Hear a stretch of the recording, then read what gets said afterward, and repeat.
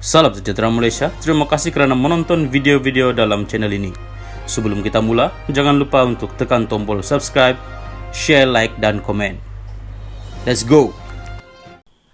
Salam sejahtera. Berita seterusnya, Rosmah dilihat sebagai isteri PM yang garang, boleh pengaruhi PM. Berita penuh, Datuk Rizal Mansur memberitahu Mahkamah Tinggi di sini hari ini, beliau berpandangan warga perkhidmatan awam takut kepada Datin Sri Rosmah Mansur yang dilihat sebagai isteri Perdana Menteri yang garang dan boleh mempengaruhi Perdana Menteri untuk mengambil tindakan terhadap mereka. Bekas pegawai khas Rosmah itu berkata, beliau berpandangan sedemikian berdasarkan pengalamannya bekerja bersama warga perkhidmatan awam sejak dilantik secara kontrak pada tahun 2009. Dalam pandangan warga perkhidmatan awam, Datin Sri Rosmah berkebolehan untuk mempengaruhi Perdana Menteri untuk memindahkan pegawai-pegawai kerajaan yang menantang atau mengingkari permintaan beliau. Kejawatan yang kurang penting atau dalam istilah biasa dalam kalangan penjawat awam iaitu jawatan peti sejuk atau dipindahkan jauh dari tempat bermastautin.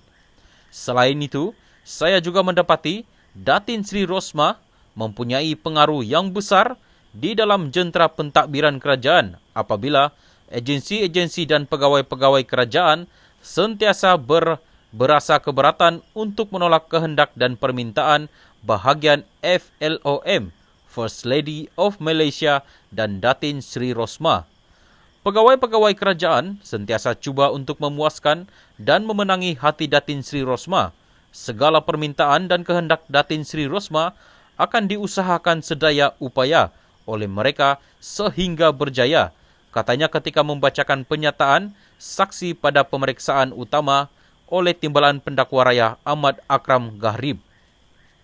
Rizal, 46, yang merupakan saksi penting pihak pendakwaan, memberi keterangan pada perbicaraan kes isteri bekas Perdana Menteri itu yang berdepan satu pertuduhan meminta RM1 187.5 juta dan dua pertuduhan menerima suapan RM6.5 juta ringgit daripada bekas pengarah urusan Jepak Holding Sendiran Berhad, Saidi Abang Samsudin.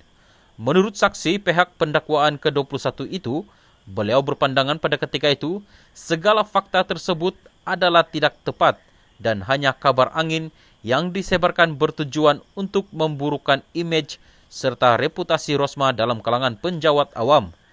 Sebagai pegawai khas kepada Datin Sri Rosmah, saya sentiasa akan mempertahankan imej beliau kepada mereka ini, katanya. Beliau juga berkata, sebagai seorang yang rapat dengan ketuanya, beliau juga selalu menyaksikan komunikasi Rosmah dengan suami beliau, Datuk Sri Najib Tun Razak, dan sepanjang pengalaman bersama mereka, beliau mengesahkan Najib sangat menghormati pandangan istrinya.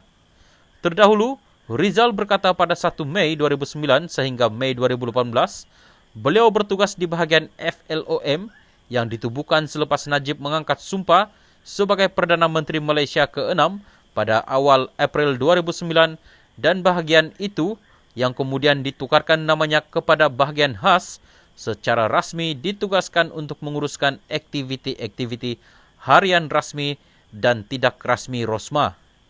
Saksi itu berkata sepanjang kerjayanya di bahagian FLOM, beliau mendapati agensi-agensi kerajaan sangat menghormati dan menggeruni bahagian tersebut kerana gandingan kedudukan serta reputasi Rosmah dan pengarah bahagian FLOM ketika itu, Datuk Sri Aziza Abod, yang merupakan kenalan lama Rosmah sejak zaman universiti.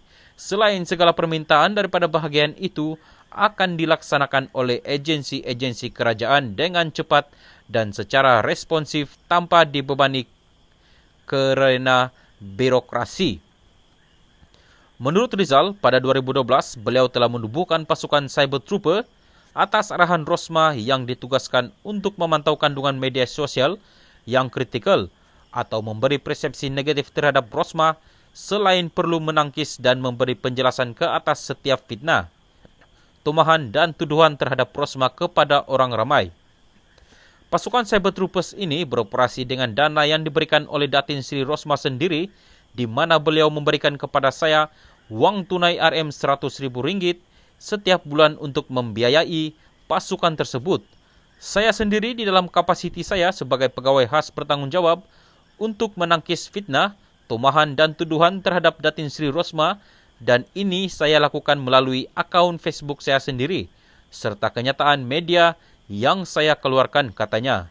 Menurut Rizal, setiap hari terdapat berita-berita negatif melibatkan integriti dan kedudukan Rosmah sebagai istri Perdana Menteri, terutamanya di media sosial.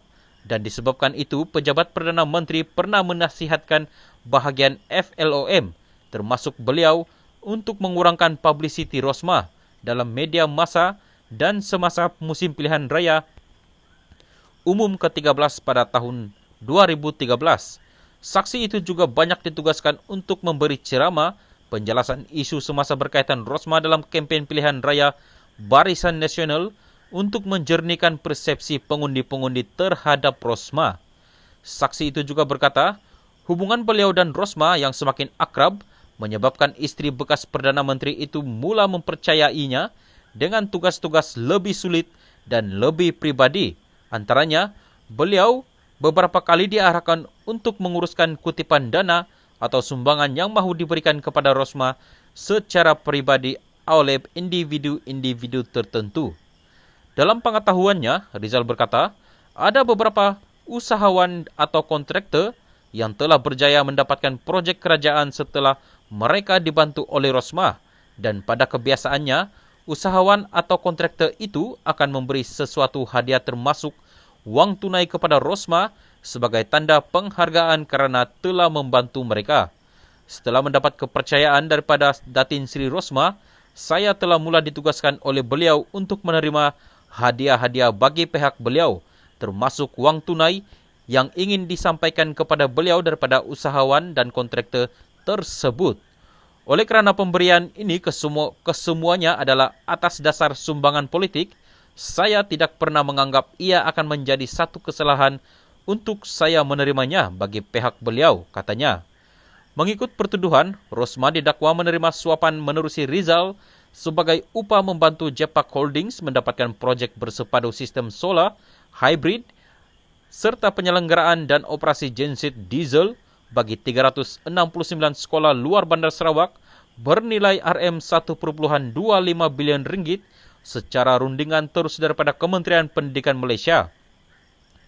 Perbicaraan di hadapan Hakim Mohamid Zaini Mazlan bersambung Isnin. Untuk pengetahuan kita semua, berita ini diterbitkan pada September 9, 2020.